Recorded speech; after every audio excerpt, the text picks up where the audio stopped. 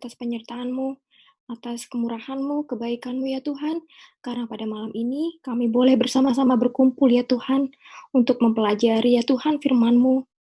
Tuhan berikanlah kami ya Tuhan, hati untuk mampu mendengarkan firman-Mu, hati yang terbuka ya Tuhan atas kehendak-Mu, perkataan-Mu yang tertera dalam Kisah Para Rasul 8 dan 9 hari ini ya Tuhan. Berikanlah kami hati agar kami bisa membuat firman-Mu berbuah dalam kehidupan kami ya Tuhan. Berkatilah ya Tuhan Bung Semi yang pada malam hari ini akan memimpin jalannya studi kami malam hari ini ya Tuhan. Kiranya dengan studi kami ini ya Tuhan Yesus, kami bisa terus diubahkan dari hari ke hari ya Tuhan. Kami semakin menjadi anak yang orang-orang yang mengerti kehendak-Mu, menjadi pelaku firman ya Tuhan, dan kami semakin diubahkan dan menjadi berkat dari hari ke hari. Terima kasih ya Tuhan, kami percaya Engkau hadir tengah-tengah kami ya Tuhan, dan kami serahkan studi kami pada malam hari ini ke dalam tangan-Mu ya Tuhan. Terima kasih ya Tuhan, kami berdoa dalam nama Tuhan Yesus Kristus. Haleluya. Amin. Makasih ya Niat. Kita akan baca Kisah Para Rasul 8 ayat berapa Papi? 26 sampai 40. Hah? Nanti yang baca orang jauh nih, orang di mana? Palangkaraya, Jessica, baca Jessica. Oke, Mami. Kisah para Rasul 8 ayat 26 sampai 40. Kemudian berkatalah seorang malaikat Tuhan kepada Filipus, katanya, "Bangunlah dan berangkatlah ke sebelah selatan menurut jalan yang turun dari Yerusalem ke Gaza. Jalan itu jalan yang sunyi." Lalu berangkatlah Filipus, adalah seorang Etiopia, seorang sida-sida pembesar dan keperparaan si Kandake, ratu negeri Etiopia yang pergi ke Yerusalem untuk beribadah. Sekarang orang itu sedang dalam perjalanan pulang dalam kereta sambil membaca kitab Nabi Yesaya. Lalu kata Roh kepada Filipus, "Pergilah ke situ dan dekatilah kereta itu." Filipus segera ke situ dan mendengar sida-sida itu sedang membaca kitab Nabi Yesaya. Kata Filipus, "Mengertikah Tuan apa yang Tuan baca itu?" Jawabnya, "Bagaimanakah aku tidak ada yang membimbing aku?" Lalu ia meminta Filipus naik dan duduk di sampingnya. Nas yang dibacanya itu berbunyi seperti berikut. Seperti seekor domba ia dibawa ke pembantaian, dan seperti anak domba yang keluh di depan orang yang menggunting bulunya, demikianlah ia tidak membuka mulutnya. Dalam kehinaannya berlangsunglah hukumannya. Siapakah yang akan menceritakan asal-usulnya? Sebab nyawanya diambil dari bumi. Maka kata sida itu kepada Filipus, "Aku bertanyamu tentang siapakah Nabi berkata demikian, tentang dirinya sendiri atau tentang orang lain?" Maka mulailah Filipus berbicara dan bertolak dari Nas itu dan memberitahu kepadanya. Mereka melanjutkan perjalanan mereka dan tiba di suatu tempat yang ada air. Lalu kata sida-sida itu, "Lihat, di situ ada air. Apakah halangannya jika aku dibaptis?" Sahut Filipus, "Jika Tuhan percaya dengan segenap hati, boleh." Jawabnya, "Aku percaya bahwa Yesus Kristus adalah anak Allah." Lalu Etiopia itu menyuruh menghentikan kereta itu, dan keduanya turun ke dalam air, baik Filipus maupun sida-sida itu, dan Filipus membaptis dia. Dan setelah mereka keluar dari air, Roh Tuhan tiba-tiba melarikan Filipus, dan sida-sida itu tidak melihatnya lagi. Ia meneruskan perjalanannya dengan sukacita. Tetapi ternyata Filipus ada di Asdod. Ia berjalan melalui daerah itu dan memberitakan Injil di semua kota sampai ia di Kaisarea. Makasih Jescott.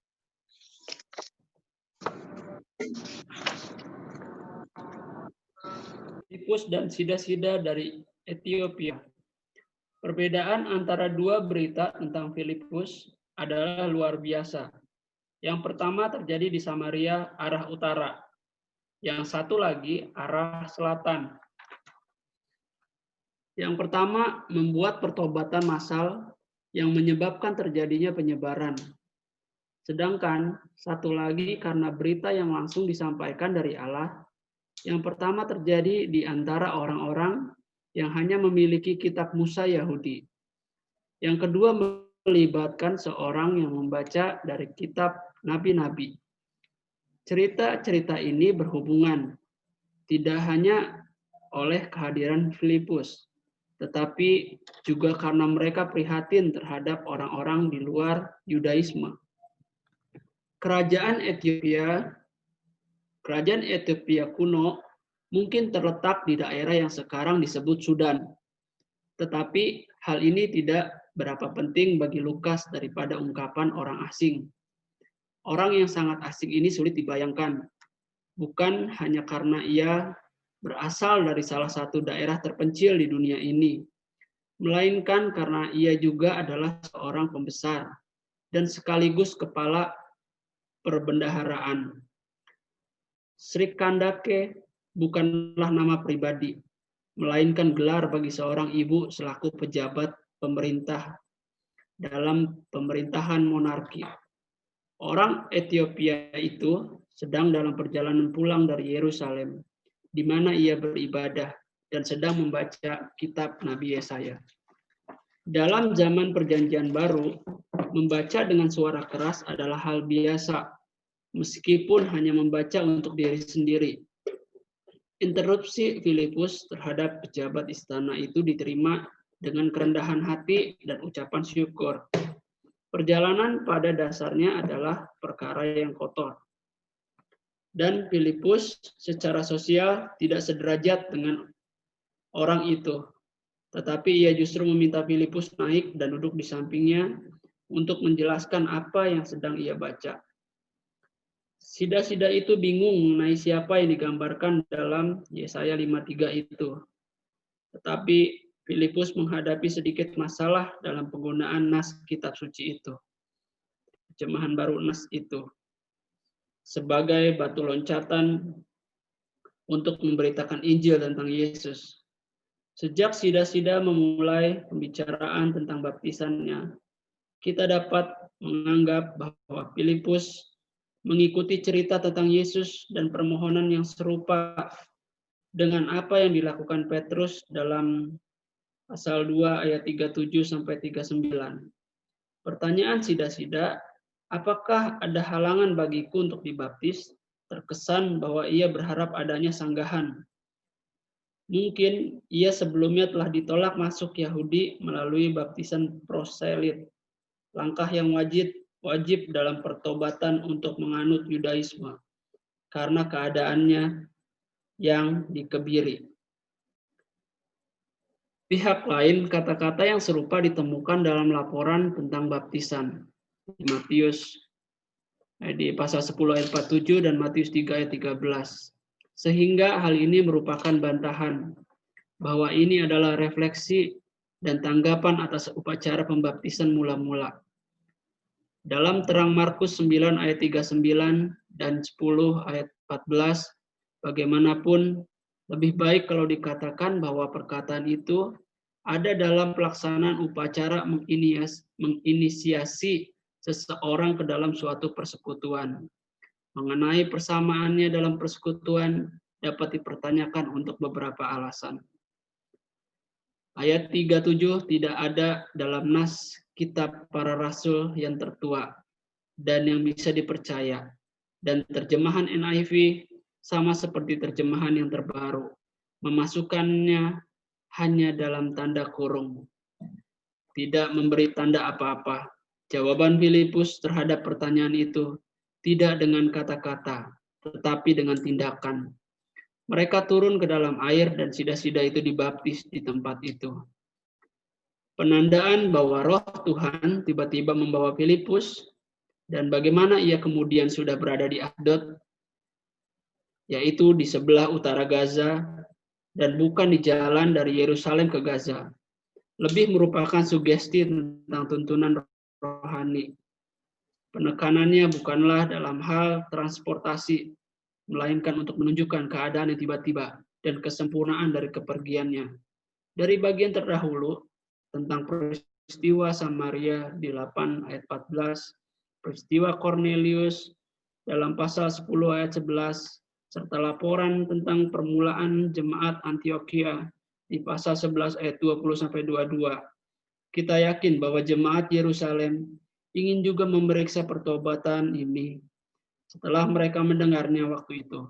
Tetapi tentang sida-sida tidak bisa ditahan oleh Filipus dan oleh jemaat Yerusalem.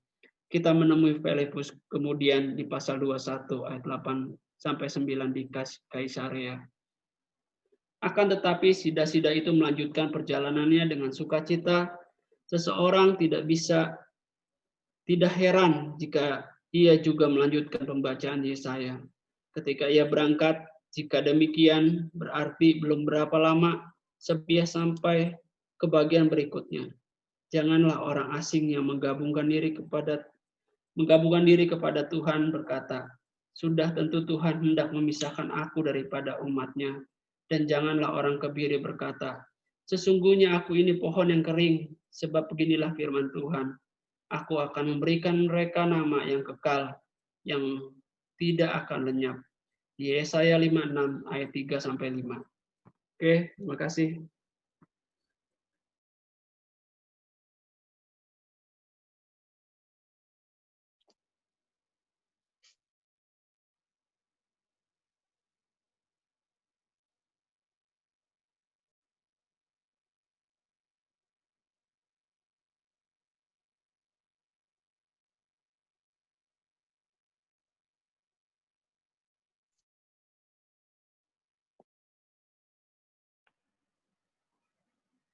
Oke, terima kasih.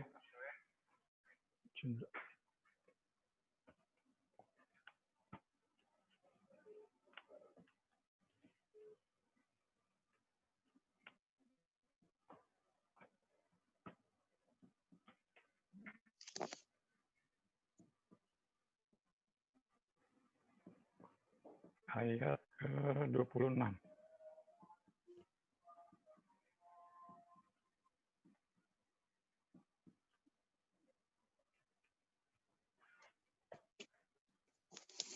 Pencatatan kisah Filipus menginjili sida-sida dari Ethiopia tentu tidak bisa dilepaskan dari kisah para Rasul 1 ayat 8. Tetapi kamu akan menerima kuasa kalau Roh Kudus turun ke atas kamu. Kamu akan menjadi saksiku di Yerusalem dan di seluruh Yudea dan Samaria dan sampai ke ujung bumi. Di perikop lalu kita sudah bahas Filipus di Samaria, maka di perikop ini Filipus melayani sida-sida Ethiopia yang menandai kesaksian murid-murid sampai ke ujung bumi. Kesaksian murid-murid tentang Yesus Kristus sampai ke ujung bumi. Sekali lagi tadi kan, kalau kamu menerima kuasa, kalau Roh Kudus turun ke atas kamu akan menjadi saksi Yerusalem, Yudea, Samaria. Nah, maka di bagian ini kata atau frase ke ujung bumi tergenapi ya. Karena notabene orang Ethiopia diselamatkan, dia akan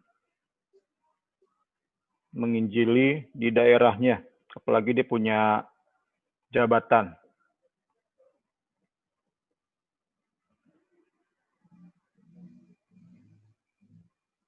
Ini pun ditafsirkan oleh ini ya, buku ini.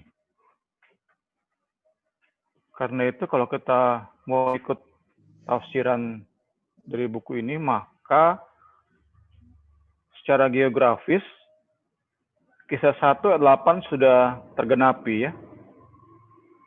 Di Yerusalem udah, Yudea udah, Samaria udah, dan di akhir dari pasal 8 sudah sampai ke ujung bumi. Berarti secara geografis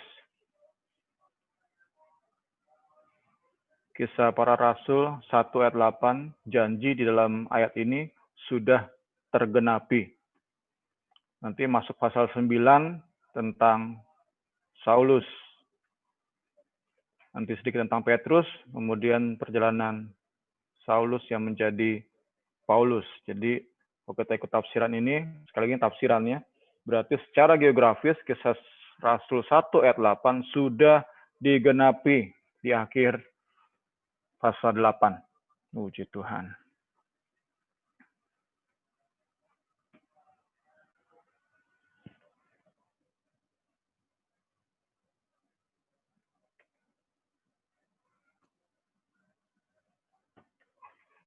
Kemudian kita lihat di sini peran malaikat.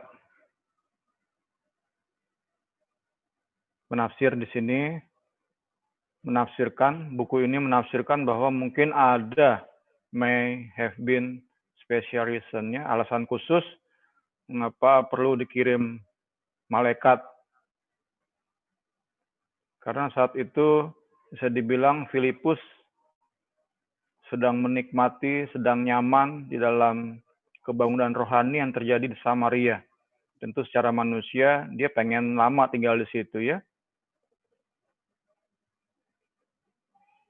Sekali lagi ini tafsiran, kemungkinan Tuhan Yesus merasa perlu untuk menyatakan sesuatu yang supranatural, memberi perintah dengan cara yang tidak biasa, sehingga Filipus dipastikan meninggalkan kerumunan, meninggalkan orang-orang yang sudah membuat dia nyaman ya. Banyak jiwa-jiwa diselamatkan, bersukacita, sama-sama berkumpul, memuji Tuhan, mendengar firman Tuhan di kota Samaria. Ada kesembuhan, mujizat, sukacita luar biasa. Nah, saat ini Filipus harus meninggalkan itu.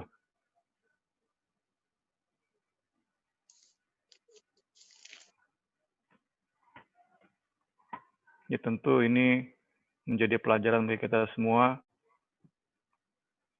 Nggak tahu ke depan kita seperti apa di masa depan. Tuhan menyatakan kehendaknya seperti apa.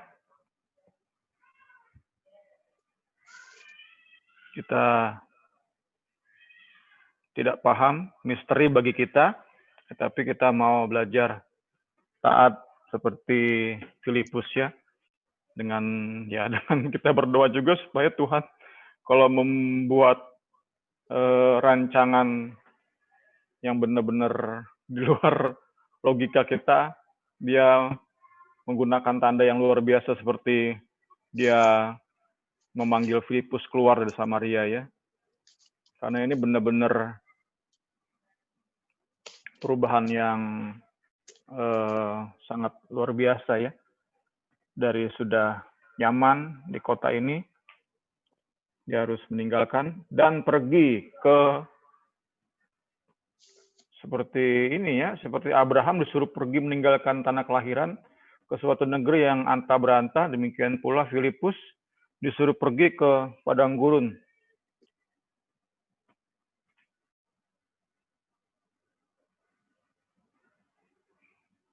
Tanpa perintah yang jelas ya. Nggak ada perintah di sini ya. Baru nanti saat dia tiba di padang gurun, dia bertemu dengan sida-sida Ethiopia.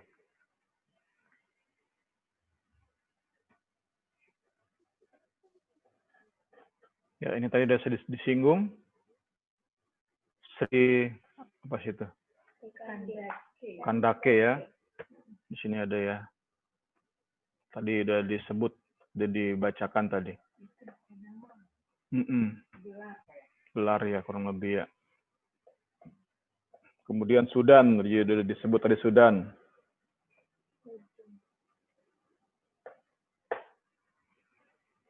Meru ini. Jadi sida-sida ini kemungkinan jemaat dari sinagoge Yahudi di Meru. Meru ini ibu kotanya Ethiopia saat itu.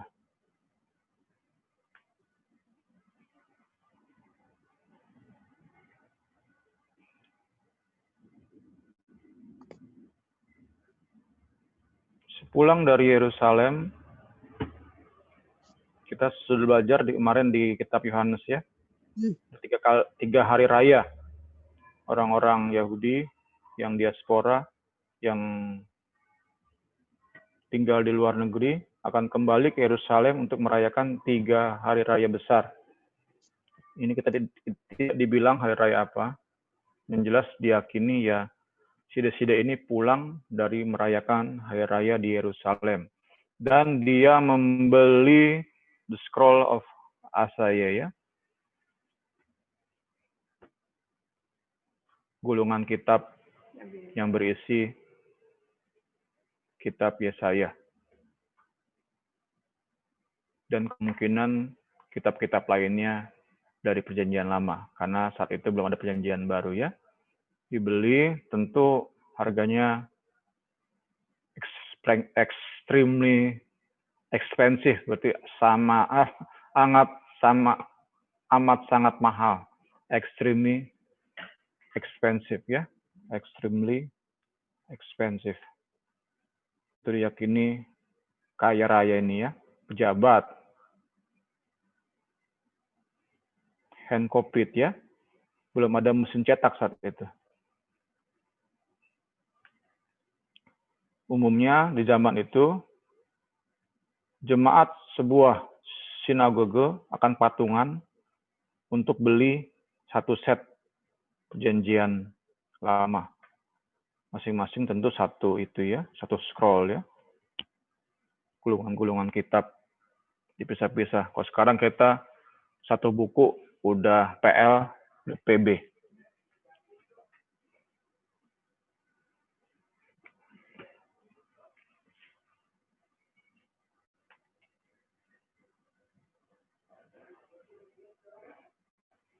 Masuk ke ayat 31 dan seterusnya, kita lihat bagaimana campur tangan ilahi saat sida-sida Ethiopia membaca keras-keras surat atau kitab Nabi Yesaya. How wonderful. Betapa indah, betapa tepat waktu Tuhan. Dan itu mengajar kita untuk tetap membaca, terus belajar. Walau banyak kali kita kurang mengerti, tapi terus belajar, tetap membaca. Kita tidak tahu kapan dan bagaimana cara Roh Kudus memakai ayat-ayat Alkitab tersebut untuk mengubahkan hidup kita secara radikal. Bagaimana sida-sida ini.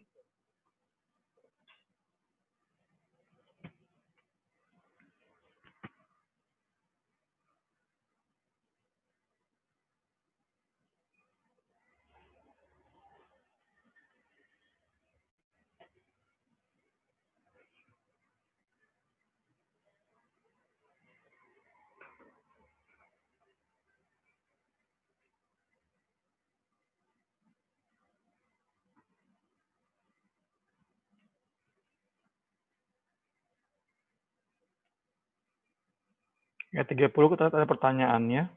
Do you understand? Dan sida-sida mengundang Filipus masuk ke keretanya. Saya ambil di sini ada saat di mana kita pun harus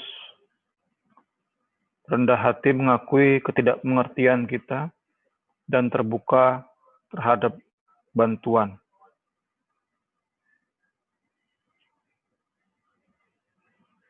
Sida-sida ini tadi sudah singgung di buku WW. Secara status tentu jauh berbeda dengan Filipus. Filipus saat itu kemungkinan besar jalan kaki ya. Sedangkan sida-sida dengan kereta dan segala kemegahannya, dengan segala tentaranya mungkin, pengawal-pengawalnya, tetapi dia mengakui ketidakmengertiannya dan mengundang Filipus untuk menjelaskan apa yang tidak ia mengerti.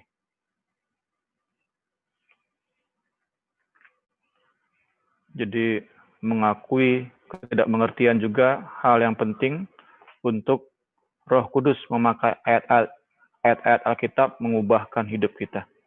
Sekali lagi, mengakui ketidakmengertian juga merupakan salah satu cara Roh Kudus memakai ayat-ayat Alkitab mengubahkan hidup kita secara radikal.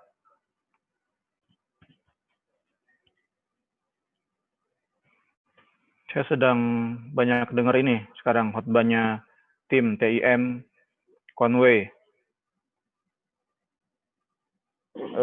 Ada salah satu bahasan dia tentang dosa kesombongan. Ya ini salah satunya ya. Mengakui ketidakmengertian, mengakui kebodohan, itu antitesis dari kesombongan.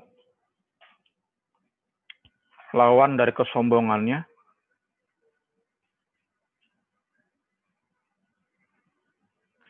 memang sulit, tapi kita sama-sama belajar. Bahkan Tim Conway bilang humiliation, dipermalukan juga, seperti Yesus dipermalukan, itu merupakan ciri dari orang-orang yang terbebas dari kesombongan. Ya, sama-sama kita belajar. Memang nendang banget bagi saya sih. Sulit, tapi ya itu cara Roh Kudus mengubahkan hidup kita secara radikal ya. Seperti yang dialami secara luar biasa oleh Sida-Sida dari Ethiopia. Tidak mempertahankan gengsi, tidak mempertahankan jabatan, tidak membanggakan jabatan, tapi bisa mengundang Filipus untuk menjelaskan bagian-bagian yang tidak ia mengerti. Puji Tuhan. Sungguh indah, sungguh tepat waktu Tuhan. Ya saat tadi ya, kita terus belajar dan kesombongan bisa kita kalahkan.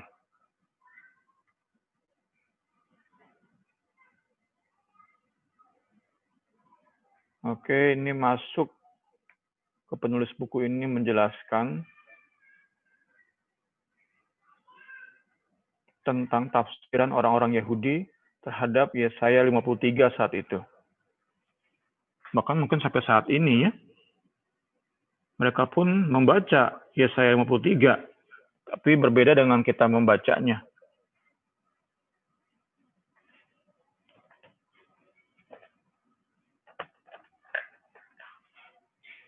Seperti ini ya, kita lihat di sini ya. Sambil sama-sama baca pelan-pelan. Jadi saat itu, orang-orang Yahudi, penganut agama Yudaisme, melihat bahwa Yesaya 53 itu ditujukan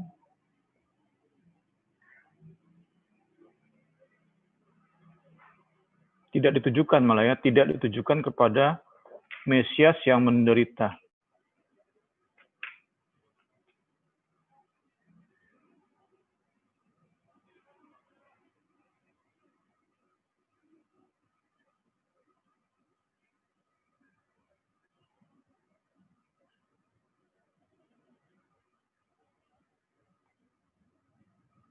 Ada yang menafsirkan, sebagian menafsirkan, yang dimaksud dengan Yesaya 53 adalah Yesaya itu sendiri. Karena dia menjadi martir, dia mati, menderita.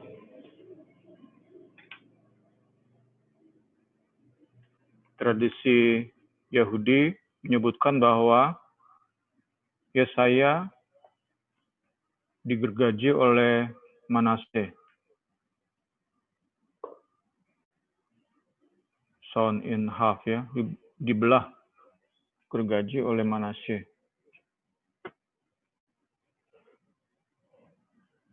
Ini yang mendukung, tapi ada yang nggak mendukung.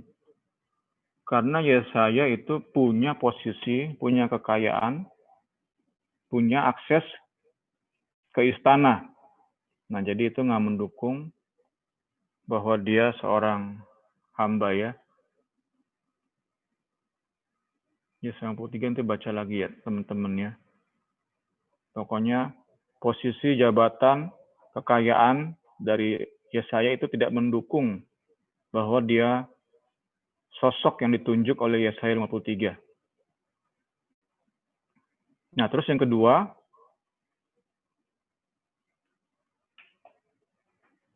mereka menganggap yang menggenapi Yesaya 53 adalah Yeremia. Karena Yeremia menderita lebih dari semua nabi perjanjian lama. Yeremia itu nabi yang paling menderita dari seluruh nabi perjanjian lama. Tetapi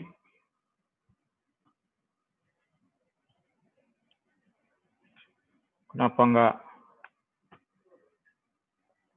bisa menggenapi Yesaya 53? Karena kalau Yesaya 53 dibilang bahwa si Mesias itu, si tokoh di Yesaya ini, diam 1000 bahasa. Keluh ya dibilangnya. Kita baca lagi nanti Yesaya 53 ya. Saya maaf lupa baca. Perlu padahal kita bacaannya. Sedangkan Yeremia banyak kali often mengeluh. Nah, berarti kan udah gagal ya Yeremia menggenapi Yesaya 53. Meskipun dia nabi yang paling sengsara, paling banyak menderita, tetapi dia did open his mouth often to complain. Dia cukup sering mengeluh. Berbeda dengan tokoh sosok di Yesaya 53. Meskipun menderita, dia seperti domba yang dibawa ke pembantaian, diam aja. Ya, kayaknya ngerti ya. Ini cukup hal baru dan bagi saya memberkatin ya. Yesus saja sosok sempurna menggenapi Yesaya 53 ya. Puji Tuhan. Ini bisa kita renungan dalam-dalam nih ya. Saat kita kurang menghargai salib Kristus, ya ini bagian ini luar biasa ya. Dahsyat. Begitu tidak heran ada teolog yang menganggap Yesaya 53 adalah Mount Everest-nya. Jadi yang paling menonjol ya, paling tinggi puncak dari nubuatan tentang Mesias. Puji Tuhan.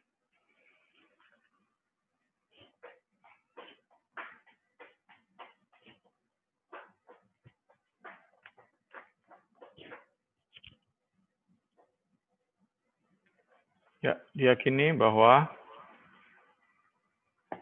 menjelaskan Yesaya 53 merupakan bagian awal saja dari pelayanan Filipus kepada sida-sida. Yakini dia seperti hal yang Petrus menjelaskan lebih lanjut tentang perintah Kristus, janji-janji Kristus, ajakan untuk bertobat, itu semua disampaikan. Jadi bukan hanya menjelaskan tentang Yesaya 53, tetapi Filipus lebih lanjut menjelaskan Injil secara lengkap. Sehingga baru kita masuk ke pertobatan dan keinginan Filipus untuk dibaptis ya.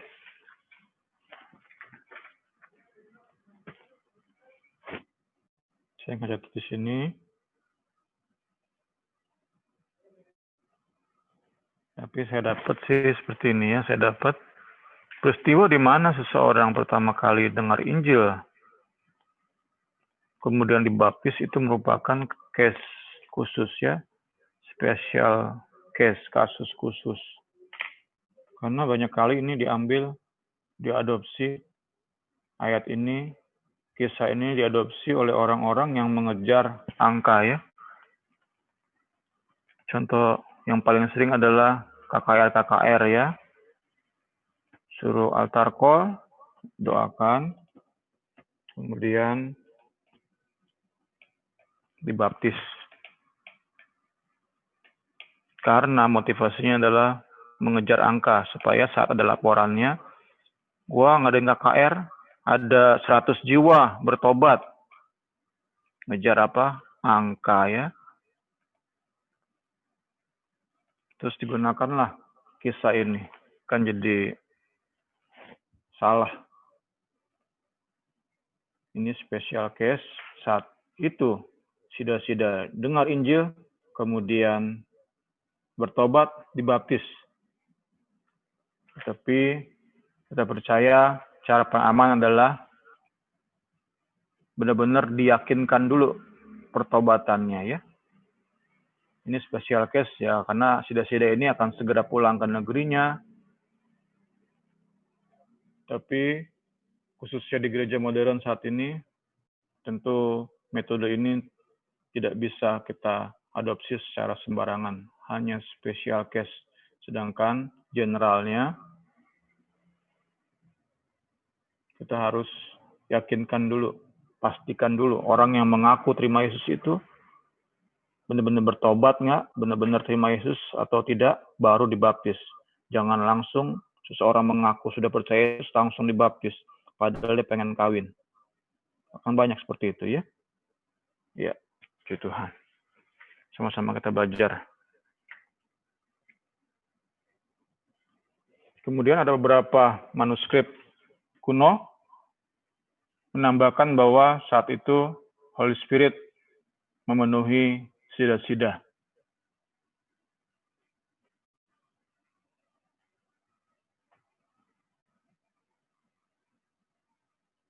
Itu menurut tradisi gereja berarti.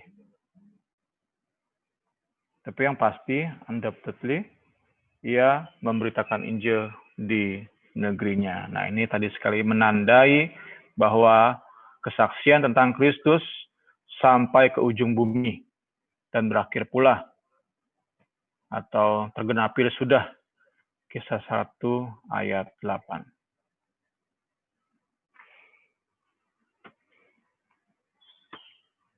Masuk ke 40.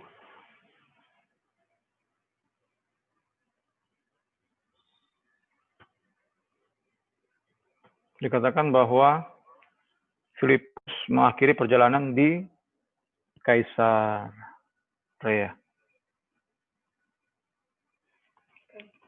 Baru nanti Filipus muncul lagi di Kisah Rasul 21 ayat 8 dan 9 ya.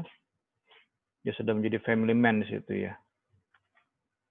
Ya, Kisah 21 ayat 8 dan 9. Pada keesokan harinya kami berangkat dari situ dan tiba di Kaisarea. Kami masuk ke rumah Filipus, pemberita Injil itu, yaitu satu dari ketujuh orang yang dipilih di Yerusalem. Dan kami tinggal di rumahnya. Filipus mempunyai 4 anak darah yang beroleh karunia untuk bernubuat. Ya, tentu ini impian semua orang tua ya. Siapa orang tua tidak mau punya anak-anak yang dipakai Tuhan semikian luar biasa. Terlebih saat kita melihat situasi sekarang, banyak anak muda hidup bukan hanya tidak dipakai Tuhan, tapi justru menentang bahkan mengolok-olok hal-hal divine. Mengolok-olok Yesus. Siapa nggak pengennya punya anak-anak seperti Filipus ini? Kemudian kalau kita analisa lebih dalam, Filipus tetap rutin meninggalkan keluarga untuk menginjil. Karena itu dikenal Filipus pemberita Injil itu. Si pemberita Injil, berarti dia terus menginjil ya. Dia tidak berhenti menjadi seorang penginjil. Jadi Filipus cukup sering meninggalkan keluarganya. Tetapi tadi ya, karena Filipus, ya kita yakini karena Filipus hidup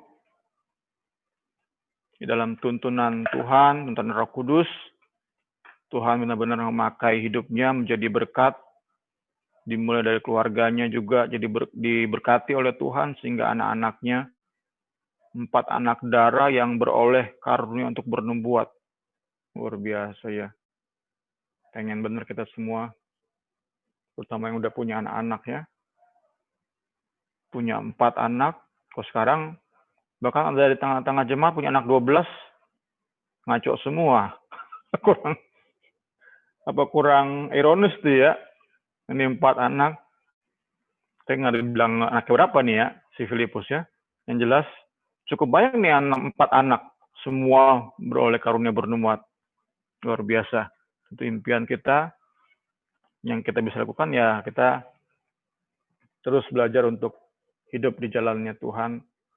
Terus belajar peka terhadap pimpinan Tuhan. Sesuai dengan profesi kita, panggilan kita. Kita percaya Tuhan yang campur tangannya untuk menyelamatkan anak-anak kita, memakai anak-anak kita luar biasa demi hormat kemuliaan Tuhan. Puji Tuhan. Saya serahkan kepada Pak Wewe.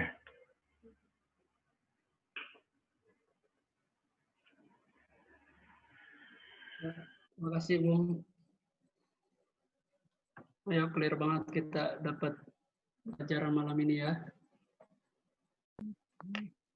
Sebelumnya tadi udah sempat baca-baca, jadi lumayan ini sih ditambahin lagi gitu. Tapi pikirkan selama ini Filipus kirain Filipus muridnya Tuhan Yesus, ternyata bukan gitu ya. Ternyata ini adalah salah satu dari 7 orang yang termasuk Stefanus itu. Oke, teman-teman, mungkin ada yang mau bertanya atau ada yang mau menambahkan. Silakan, kita kasih kesempatan Bung Semi nyemil-nyemil, ngopi-ngopi. Ayo, waktunya kita ngomong. Kan dari tadi Bung Semi terus yang ngomong. Sekarang kita yang ngomong. Ayo, cepat.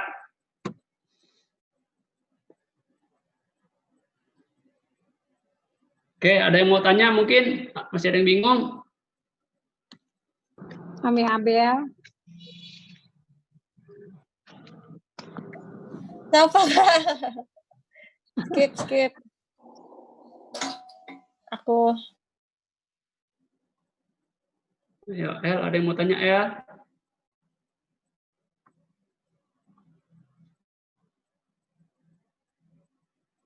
Ya, betul. Pakai chat juga boleh. Silahkan.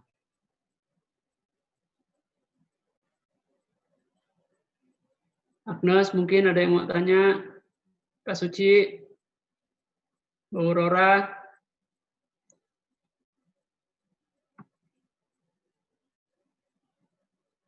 Kak Esther? Christine? Joy? Stefta? Kak Murni? Semuanya dipanggil Jessica.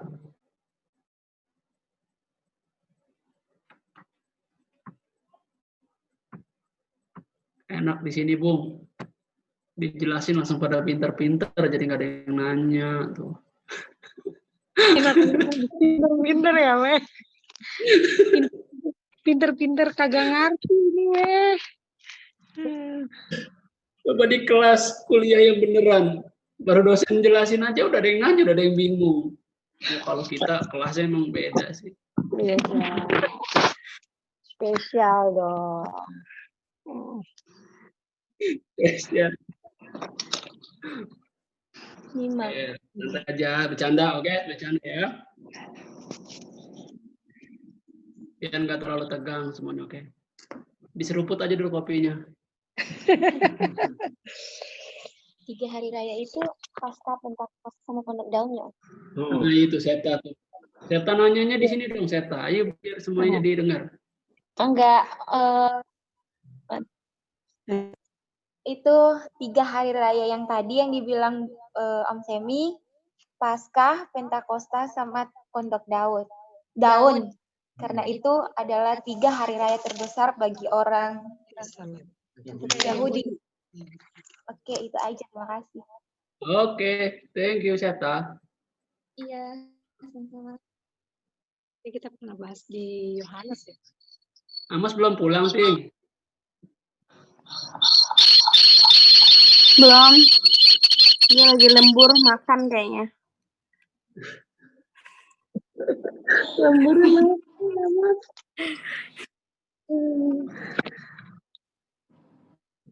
Esther. Ayo, Karini, silakan deh. Lanjut, Karini. Udah, kita lanjut aja ya. Kita akan baca, salah. Oke. Kita akan baca Kisah Rasul 9, ayat 1 sampai habis. 9, jangan. Ayat 1 sampai 9 aja.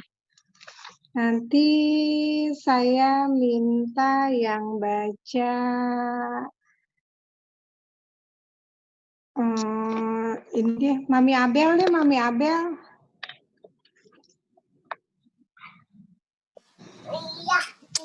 Ayat 1 sampai 9 ya? Iya. Saulus bertobat. Sementara itu, Dek. Bentar ya.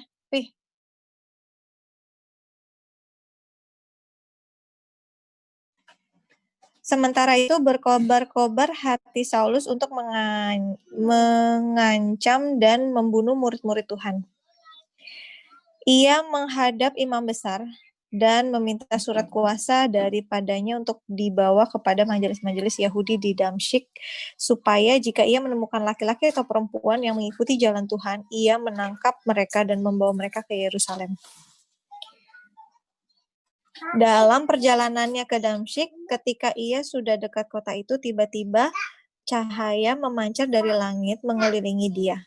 Ia rebah ke tanah dan kedengaran olehnya suatu suara yang berkata kepadanya, "Saulus, Saulus, mengapakah engkau menganiaya aku?" Jawab Saulus, "Siapakah engkau, Tuhan?" "Siapakah engkau, Tuhan?" Katanya, "Akulah Yesus yang kau aniaya itu. Tetapi bangunlah dan pergilah ke dalam kota, di sana akan dikatakan kepadamu apa yang harus kau perbuat." Maka termangu-mangulah teman-temannya seperjalanan, karena mereka memang mendengar suara itu, tetapi tidak melihat seorang juga pun. Saulus bangun dan berdiri lalu membuka matanya, tetapi ia tidak dapat melihat apa-apa.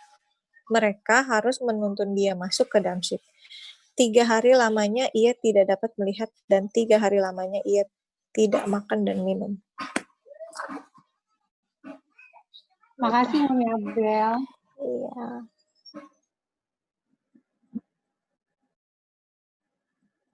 Saulus orang Tarsus dalam perjalanan ke Damsyik. Biarpun hingga pada bagian ini kita telah melihat sedikit tentang Saulus atau Paulus, ini adalah orang yang paling penting dalam kitab Kisah Para Rasul. Mulai dari pertengahan pasal 12 hingga akhir di pasal 28, penulis memfokuskan beritanya pada Paulus dan perjalanannya, yang pada umumnya eksklusif. Cerita bagaimana orang ini menggabungkan diri dengan kekristenan diberitakan tidak kurang dari 3 kali di pasal 9, 22, dan 26. Dalam pasal ini, hal ini diceritakan oleh narator. Dalam pasal-pasal selanjutnya, hal ini disampaikan kepada pembaca oleh Paulus sendiri dalam kaitan dengan pidato-pidatonya. Meskipun narator sebenarnya bisa saja berkata dengan mudah, dan kemudian Paulus berkata kepada mereka tentang pengalamannya dan perjalanan ke Damsyik, ketimbang menceritakan hal itu kembali. Cerita itu mungkin diulang kembali karena penting ketika Lukas mengaitkan ceritanya dengan peristiwa itu. Tiap pengulangan cerita, biar bagaimanapun, ada saja penambahan pada aslinya demi penyempurnaan. Kadang-kadang hal ini diperdebatkan bahwa pertobatan menunjukkan penolakan terhadap suatu sistem menyeluruh dari kepercayaan dan mencakup yang lain. Saulus tidak disebutkan bahwa ia sama sekali telah meninggalkan Yudaisme untuk menerima Yesus sebagai pemenuhan dari semua yang ia percaya. Dan harus dikatakan bahwa cerita ini pada umumnya banyak berkaitan dengan panggilan dari seorang nabi untuk tugas khusus. Hal ini dipakai dalam pengertian non-teknis, di mana tidak ada penolakan yang nyata terhadap pertobatan, selaku suatu perubahan pikiran yang fundamental dan radikal hati dan perbuatan seperti yang orang ini telah lakukan. Tetapi adalah baik bagi kita untuk mengingat pengertian yang positif dari panggilan dalam peristiwa penting ini dalam kehidupan Paulus.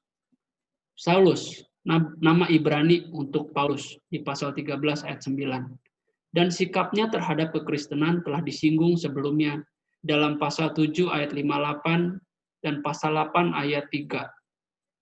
Surat kuasa untuk dibawa kepada rumah-rumah ibadat Yahudi di Damsyik kemungkinan adalah surat perkenalan dan apa yang dapat kita sebutkan penyerahan tawanan, paralel dalam 22 ayat 5 dan 26 ayat 12. Surat yang dengan maksud yang sama telah dipelihara di dalam apokryf.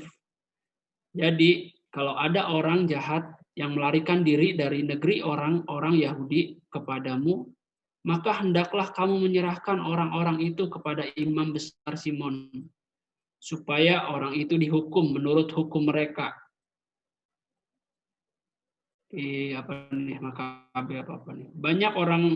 Banyak jemaat Yahudi tidak menganggap negatif tentang orang-orang Kristen. Dan surat-surat dari imam besar mungkin telah menggariskan penolakan Yahudi terhadap kekristenan sebagaimana telah diberikan kepada Paulus kuasa untuk memenjarakannya atau menangkap orang-orang kriminal ini. Lihat di pasal 28, 21 sampai 22 di mana para pemimpin Yahudi di Roma tahu bahwa mereka dianggap tidak suka terhadap orang-orang Kristen, tetapi tidak ada surat-surat dari Yudea yang mengatakan kepada mereka mengapa. Baru setelah peristiwa Stefanuslah pemimpin-pemimpin Yahudi bertindak melawan orang-orang Kristen hanya karena mereka Kristen. Jalan merupakan nama mula-mula untuk persekutuan Kristen. Paulus mengalami sesuatu yang hebat. Cahaya memancar dari langit dan mendengar suara.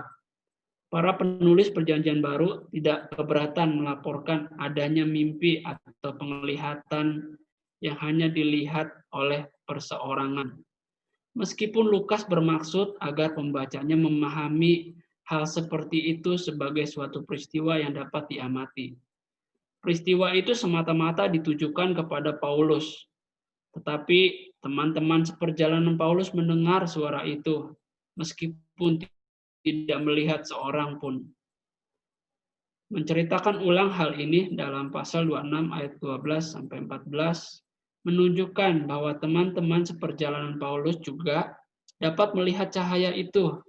Namun hanya Paulus yang menjadi buta dan situasi pada saat itu bukan lagi seperti ada cahaya biasa, melainkan ada yang menyilaukan buat sementara waktu sehingga ia buta selama 3 hari. Dan dalam ayat 18 diberitakan bahwa waktu penyembuhannya ada suatu selaput gugur dari matanya. Oke, terima kasih. Lanjut.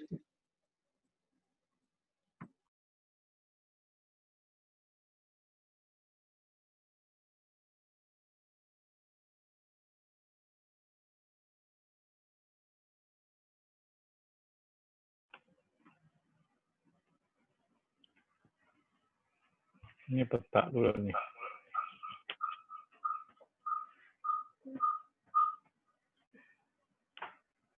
Yang ini tadi Samaria, ini Filipus tadi ya.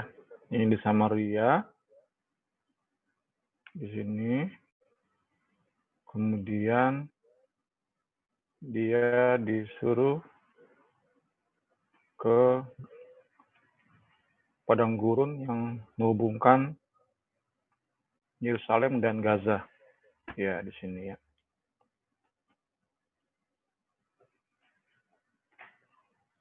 Terus setelah melayani sida-sida Ethiopia, dia tiba-tiba ada di Asdod. Sini. Berarti dia menginjil sepanjang ini ya.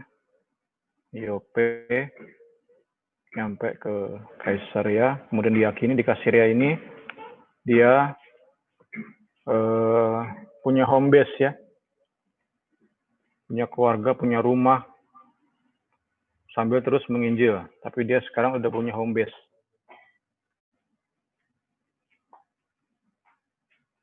Ya. Terus kalau Saulus dari Yerusalem dapat surat kuasa untuk ke Damaskus. Sini berarti kurang lebih nih. Ini Damaskus nih. Ya. Nah, berarti itu sudah kan dibilang sudah mendekati Damaskus, berarti sekitar sini ya. Paulus didatangi oleh Tuhan Yesus. Terus kamu lihat buku-buku perjalanan-perjalanan ada di sini nih.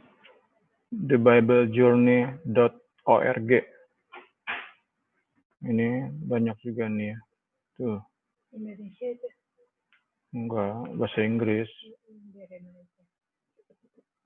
Nah, ya Paulus ke Roma misalnya nih, tuh keluar nanti ya.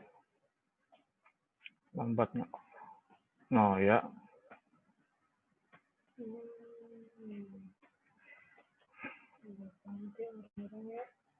Ini berarti gedung-gedung terkini nih ya, yang masih ada sampai sekarang nih. Nah, kalau peta baru kita bisa lihat kurang lebih perkiraannya zaman dahulu seperti ini petanya. Ya oke, kembali ke bahasan kita. Ya, sudah disinggung tadi oleh buku Pak Wewe. Kisah pertobatan Saulus merupakan peristiwa yang sangat amat besar ya dalam sejarah gereja. Dalam PB bahkan ya, dalam perjanjian baru ya inilah. Ada teolog menyebut kedua terbesar. Yang paling besar kebangkitan Yesus, ini kedua terbesar ya. Pertobatan Saulus. Tidak heran, tadi disebutkan, diulang lagi. Kisah ini ada di situ, Mak. Pasal berapa ayat? Pokoknya jadi 3 kali. Sepanjang kisah para rasul, 3 kali kisah ini diulang. 22 sampai 22 dan 26. Pasal 22, pasal 26, diulang lagi kisah ini. Jadi Lukas sebagai penulis kisah para rasul ingin menegaskan pentingnya kisah pertobatan Saulus.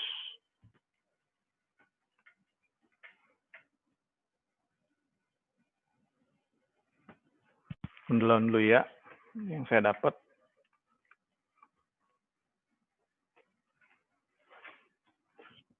Dibilang di sini juga bahwa di ayat itu berkobar-kobar ya. Jadi kalau kita kasih pertanyaan, apa yang membuat Paulus semangat bangun di pagi hari? Semangatnya adalah menghancurkan kekristenan, menghilangkan seutuhnya berita tentang Yesus, menghilangkan seutuhnya pengajaran yang Yesus sampaikan. Itu yang membuat Paulus semangat bangun di pagi hari. Apa yang membuat kita bangun di pagi hari jadi semangat? Kok Paulus ini ya? Kok kita apa? Belanja atau memarin belanja tanya ya, membuat pagi hari terasa cerah.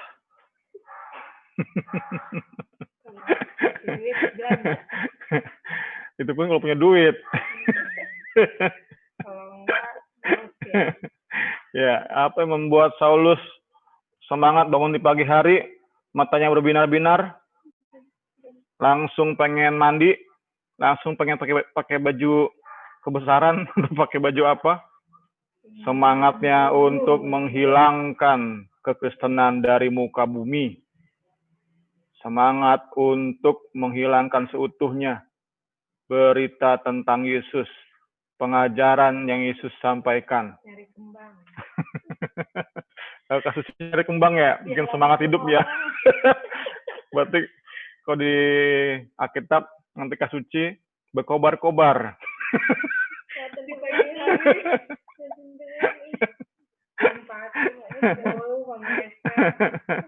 Iya, puji Tuhan. Ngeluarin sepeda tuh. Benar-benar.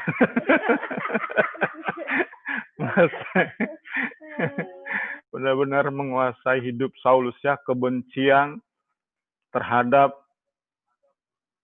kan kalau kita kaitkan dengan Stefanus, berarti apa yang Stefanus pahami dan beritakan itu benar-benar dibenci oleh Saulus. Dia benar-benar ingin memastikan tidak ada orang yang mengikuti jejak Stefanus. Stefanus bisa, kita udah lihat kemarinnya, kita dibuat terkagum-kagum ya sama Stefanus ya. Kita percaya pekerjaan Roh Kudus ya, kita dibuat.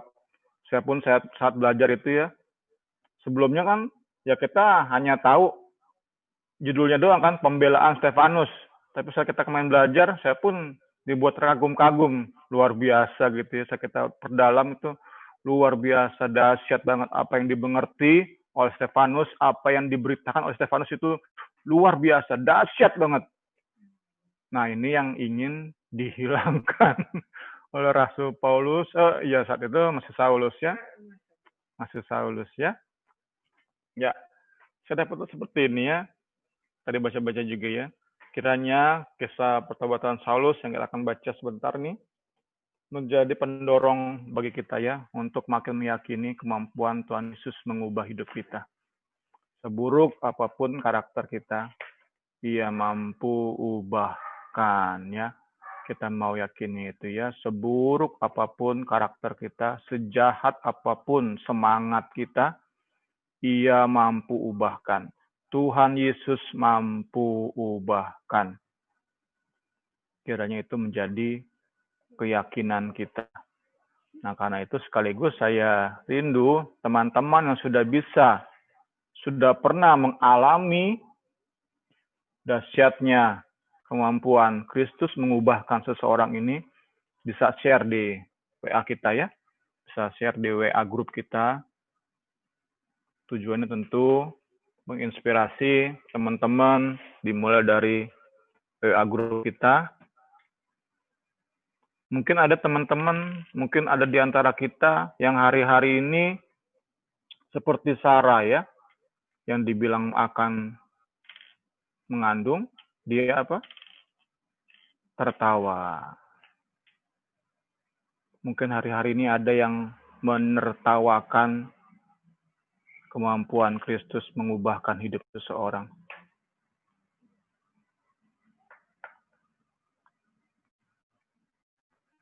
Nah, mungkin Tuhan bisa pakai kisah hidup kita untuk membuat orang lain berhenti tertawa, berhenti meragukan kemampuan Kristus mengubahkan hidup seseorang.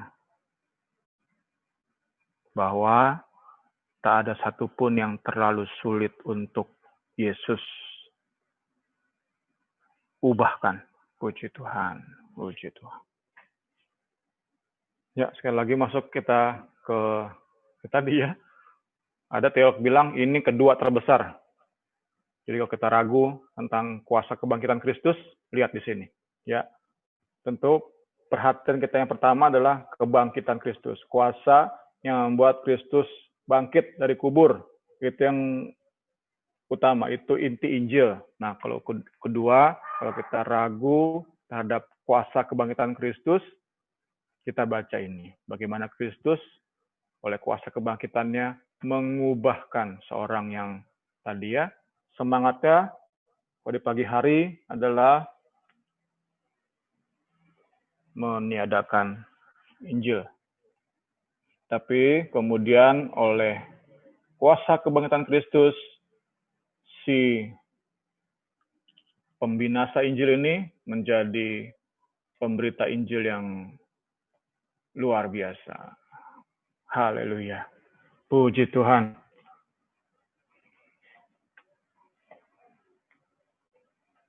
Ya, di sini kita masuk. Tampaknya saat itu populasi orang-orang Yahudi yang jadi Kristen sudah banyak keluar ya. Tadi ya sudah ada diaspora.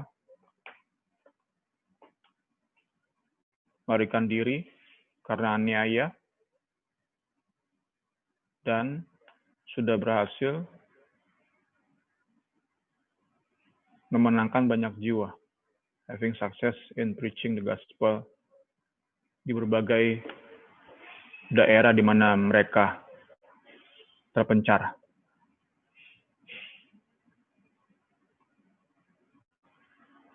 Ya, ini tadi sudah disinggung. The most important event. One so important, dicatat 3 kali, recorded 3 times. Di sini lebih dahulu diterangkan mengapa Saulus tidak ke Samaria, karena Saulus menganggap orang-orang Samaria itu bukan Yahudi, nggak penting bagi dia. Orang-orang Yahudi itu yang penting. Dia harus menyelamatkan agama Yudaisme dari ancaman kekristenan. Ya, ini tadi udah kita singgung tentang breathing in, breathing out, berkobar-kobar. Itu menunjuk atau indikasi dari karakter dari Paulus. Sesuatu yang berkesinambungan di hidup Paulus. Hari ke hari, hidupnya dikuasai oleh kebencian terhadap kekristenan. Di sini, atmosfer atau oksigen yang membuat Paulus terus bernapas adalah oksigen kebencian terhadap Kristen. Ia banyak memenjarakan orang-orang Kristen, menghadapkannya ke Sanhedrin yang seringkali berujung pada hukuman mati, sebagaimana Stefanus dihukum mati.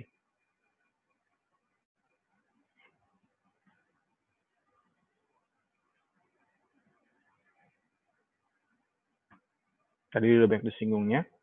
Surat kuasa itu berarti surat yang memberi kuasa untuk Saulus menangkap orang-orang Kristen dan membawanya kembali ke Yerusalem untuk diadili. Itu surat kuasa, kita gampangnya ya. Itu surat yang dibawa oleh Rasul Paulus untuk berjalan ke Damaskus. Berarti di Damaskus, saya baca di mana ya?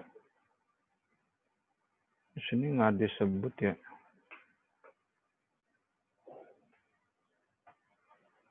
Oh ini, ya tadi di awal tadi ya. Damaskus itu kota yang penting di Syria. Nah, saat itu diyakini saat itu banyak. Dan diyakini saat itu banyak orang-orang Yahudi di situ.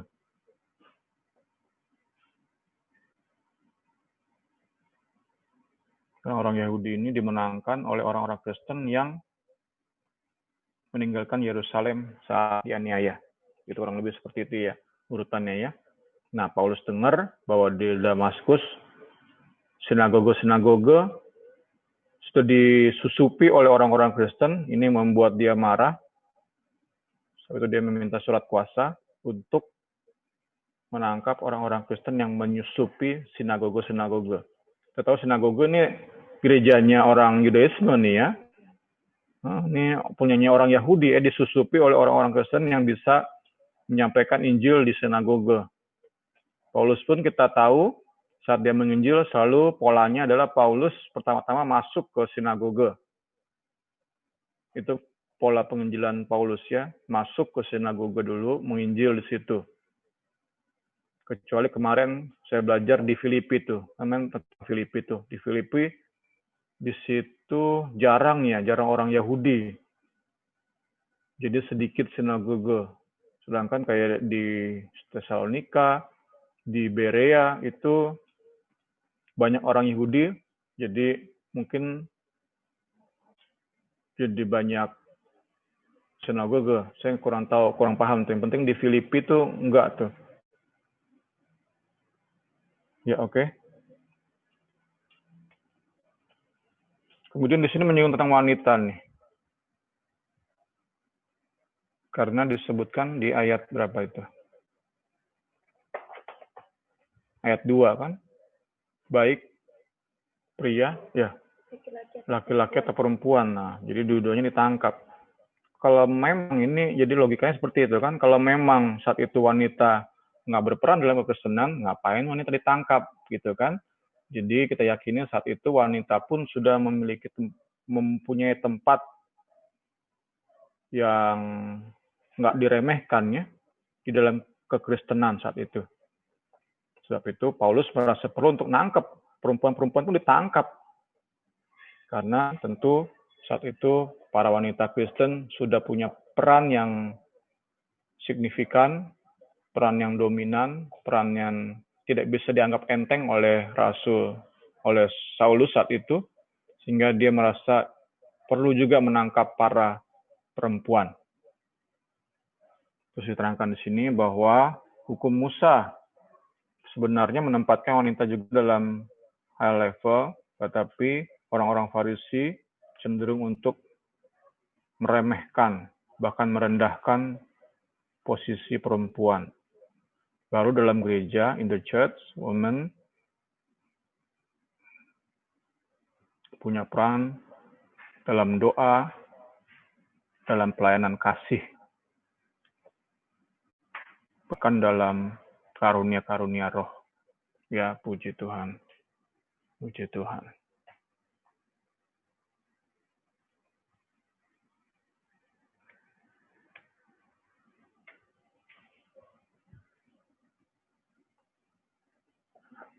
Ayat 5. Paulus yang seorang Yahudi tahu persis kitab Perjanjian Lama. Dia sadar, dia paham, aware bahwa saat Yesus menampakkan diri itu merupakan sebuah manifestasi ilahi. Dia pasti ini bukan, dia bisa yakini ini bukan sembarangan penampakan. Karena dia sekali lagi paham kisah-kisah Musa, kisah Elia, paham dia ya, penampakan ilahi kepada para nabi itu dipahami benar oleh Saulus karena dia menguasai kitab Yahudi. Kitab Ibrani dia kuasai benar ya, the Hebrew Bible.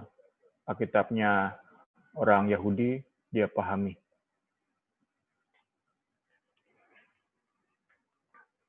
Jadi ini pertama, saat dia melihat Yesus menampakkan diri, dia tahu ini manifestasi ilahi. Dia tahu ini sedikit banyak ini pasti Allah Israel, Allah yang disembah oleh nenek moyangnya yang sedang berkarya. Nah, tapi tentu dia perlu nanya atau mungkin perlu memastikannya, siapa engkau Tuhan? Ini tafsirannya ya. Tapi sekali lagi diyakini pengalaman ini dimengerti oleh Paulus sebagai pengalaman ilahi. Oke. Ayat 6.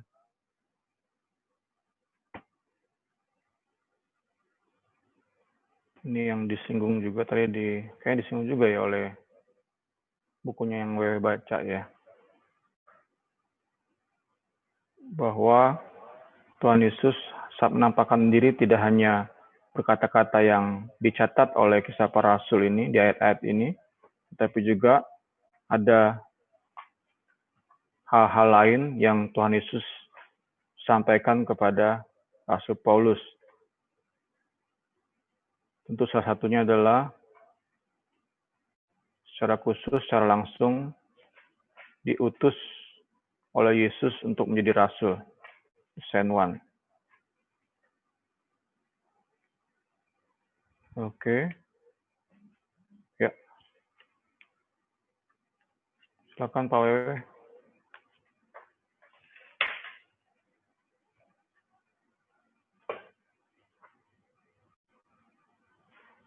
Oke, terima kasih Bung. Ya, habis sedikit.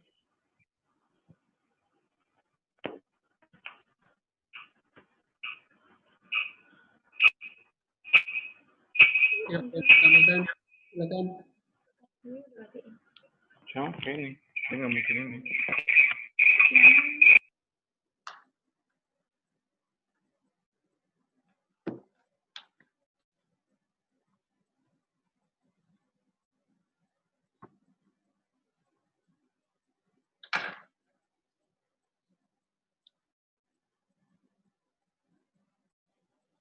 Oh, udah ngerti semua lagi. Oke.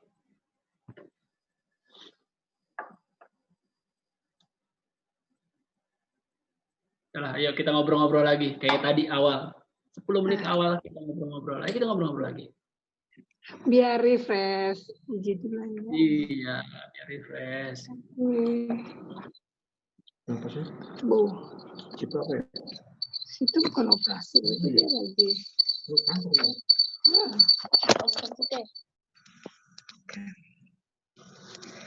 Gimana sih?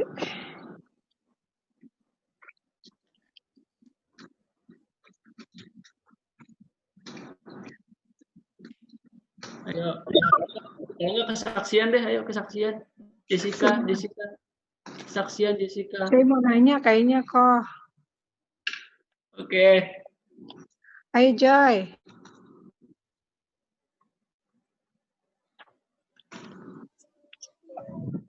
Tadi sih Bu yang bahasan pertama kan kalau tadi kalau yang kayak pertobatan special case itu berarti kan sekarang kan banyak pendeta-pendeta tuh yang kayak ngadain KKR gitu, terus banyak yang mungkin ada pertobatan atau kesembuhan.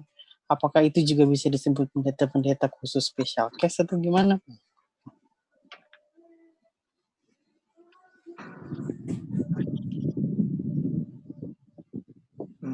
Kalau dari saya sih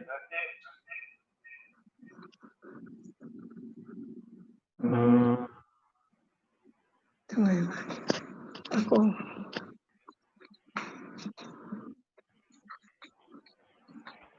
Ini ya ke jemaatnya yang ke itu orang mau dibaptis tentang pendeta ngadain mujizat atau hal-hal lain.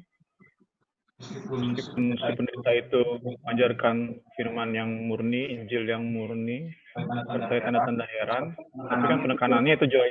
Penekanannya orang yang mengaku bertobat ini, yang ingin dibaptis, baiknya secara general itu harus dipastikan dulu mengerti, memahami pertobatan, sehingga saat dibilang saya sudah bertobat, dia ngerti tuh bahwa dia sudah bertobat benar. Baru itulah syarat kita untuk mengadakan baptisan. Yang saya soroti adalah ada orang mengejar angka, supaya punya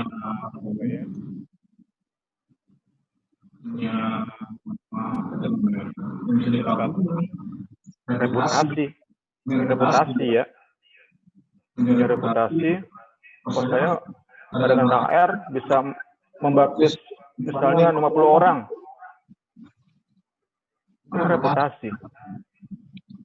Adalah sebaiknya setelah KKR orang yang maju ke depan mau didoakan, ya baiknya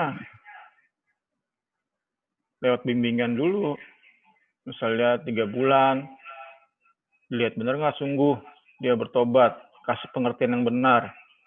Nah baru setelah kita lihat buktinya, baru dibaptis. Kurang lebih seperti itu, Joy. Membantu nggak, Joy? Ya, Bung. Cukup membantu. Thank you, Bung. Yuk, yang lain.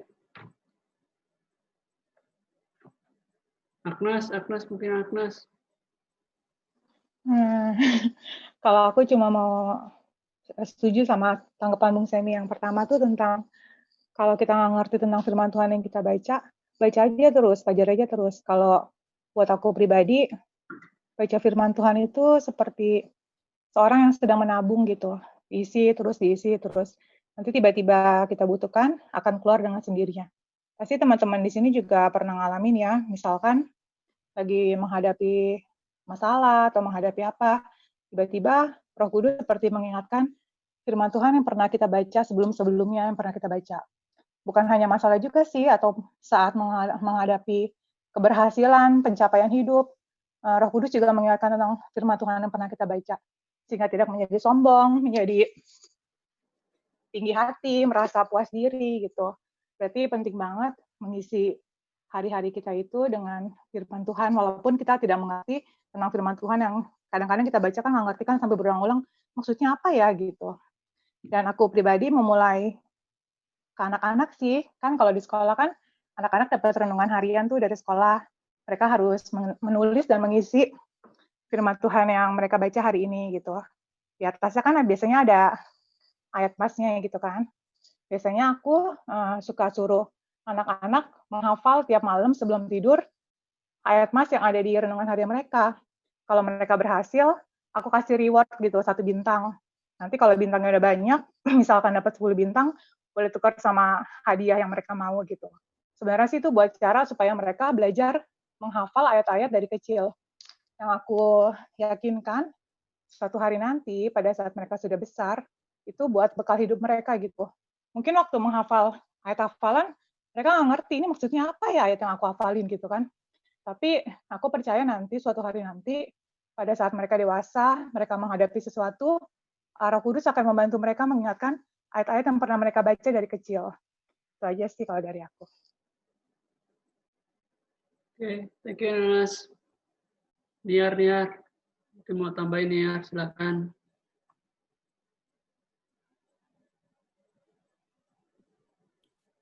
Apa ya? Mungkin tadi yang kisah si itu kali ya, si Sida-Sida itu.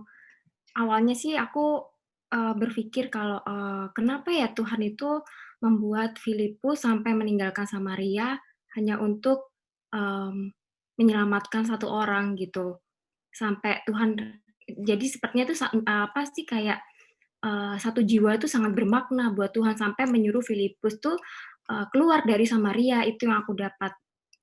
Terus ternyata setelah kita pelajari lagi tuh si orang Ethiopia itu yang Sida-Sida itu ternyata dia itu akhirnya memberitakan Injil di Ethiopia yang akhirnya firman Tuhan sebelumnya itu digenapi bahwa Injil akhirnya disebarkan ke seluruh dunia gitu. Jadi yang aku dapat sih jangan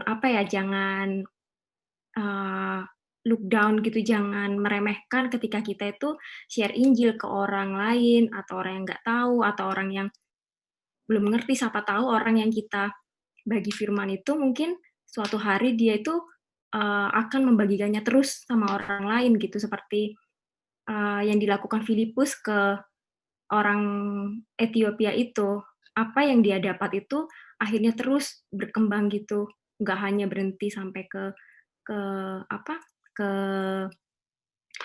orang Ethiopia itu sih. Oke, terima kasih Niar. Ya, ada yang lain silakan. Ayo, Kak Suci. Kak Murni. Dikit, tapi mau nanya sebetulnya, weh. Ya, silakan. Tadi peristiwa besar kedua setelah kematian Tuhan Yesus tadi Bung Semi bilang kisah pertobatan Saulus gitu ya. Kok banyak tokoh Alkitab yang dari masa kecilnya itu hidup benar di hadapan Tuhan gitu ya. Tapi kok ini dipilih yang ekstrim gitu ya. Artinya ekstrim jahatnya, tapi Tuhan bahkan menjadi ekstrim juga, memenangkan banyak jiwa gitu ya. Jadi kadang-kadang kok Tuhan pilih seperti ini ya gitu ya, apa perlu seseorang yang ini secara psikologi kali, mungkin mamanya Abel kali ya, perlu seseorang yang punya sifat yang jelas, ekstrimnya jahat atau ekstrimnya baik, itu untuk bisa benar-benar sebagai apa ya, untuk memberitakan Injil gitu ya. Kadang-kadang saya bertanya gitu ya, terus kok Tuhan tidak pakai yang lain gitu ya, kan pada masa itu pasti tidak hanya Saulus ya yang jahat sekali gitu, mungkin ada yang lain gitu ya, tapi kenapa gitu, jadi ada pertanyaan gitu. Makasih We. Ya, bagus juga. Apakah kita harus jahat dulu?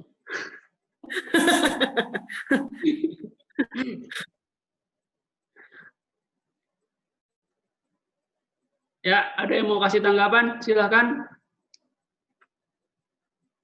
Ada yang mau kasih tanggapan dari pertanyaan Kak Suci tadi? Ya, silakan siapapun. Boleh, silakan. Ya. Jessica?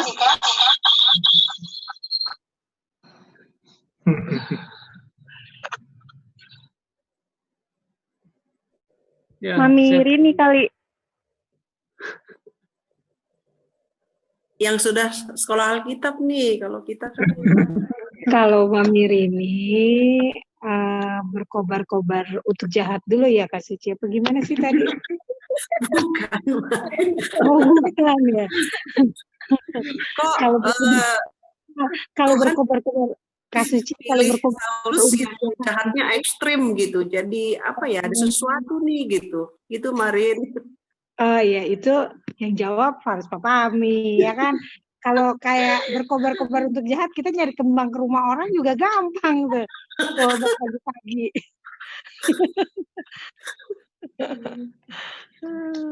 Ayo, Kak Murni mungkin bisa kasih tanggapan, Kak.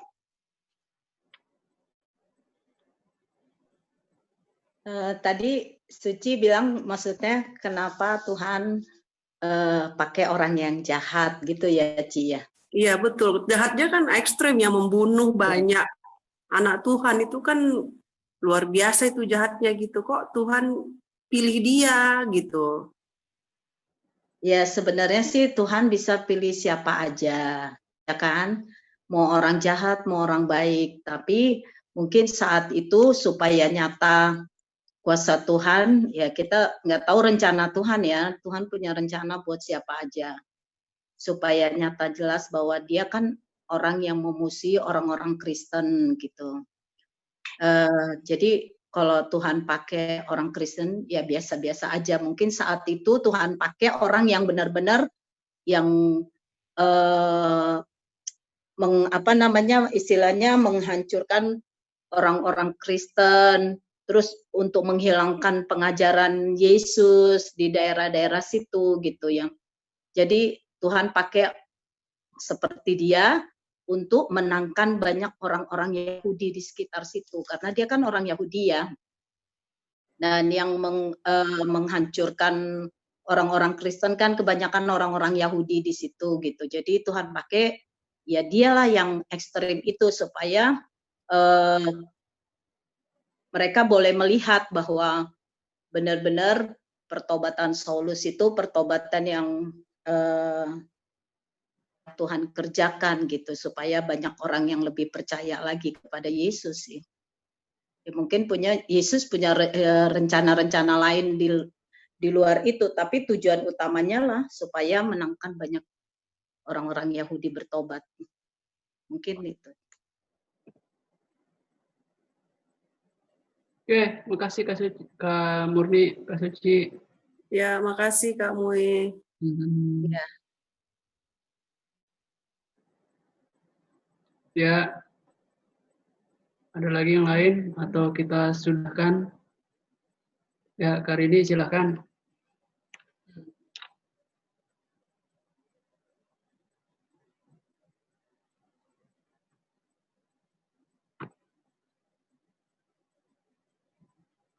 Mic-nya ini, mic-nya masih mati. Oh iya.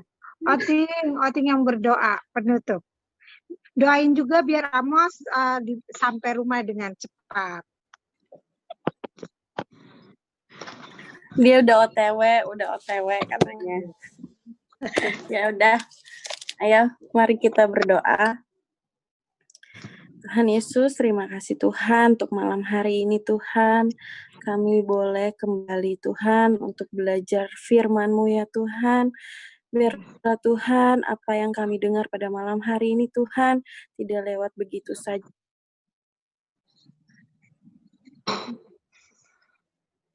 Maksud dan rencana Tuhan yang tertulis dalam firman-Mu ya Tuhan Yesus.